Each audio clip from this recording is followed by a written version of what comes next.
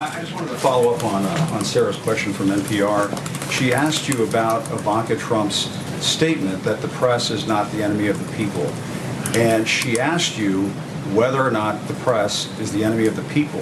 You read off a laundry list of your concerns about the press and things that you feel like are misreported, but you did not say that the press is not the enemy of the people. And I think it would be a good thing if you were to say right here at this briefing that the press, the people who are gathered in this room right now, doing their jobs every day, asking questions of officials like the ones you brought forward earlier, are not the enemy of the people. I think we deserve that. I think the president has made his position known. I also think it's ironic. Would you mind telling us, I'm trying to answer Sarah, your question. Okay, well, I politely waited, and I even called on you despite the fact that you interrupted me while calling on your colleague. Well, I said it's ironic. Which is why I interrupted. I'm trying. But if you finish, if you would not mind letting me have a follow-up, that would be fine. But It's ironic, Jim, that not only you and the media attack the president for his rhetoric when they frequently lower the level of conversation in this country. Repeatedly,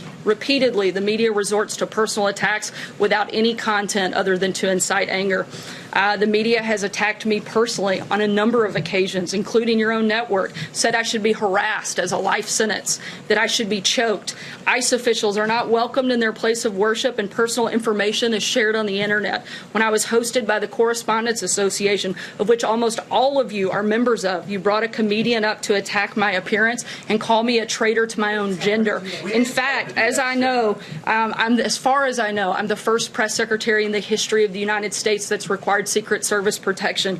The media continues to ratchet up the verbal assault against the president and everyone in this administration, and certainly we have a role to play, but the media has a role to play for the discourse in this country as well. And sir, if you don't mind, if I may follow up, excuse me, you did not say in the course of those remarks that you just made that the press is not the enemy of the people.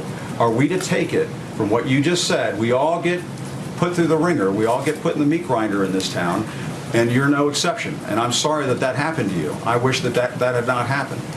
But for the sake of this room, the people who are in this room, this democracy, this country, all the people around the world are watching what you're saying, Sarah, and the White House for the United States of America, the President of the United States should not refer to us as the enemy of the people. His own daughter acknowledges that, and all I'm asking you to do, Sarah, is to acknowledge that right now and right here. I appreciate your passion. I share it.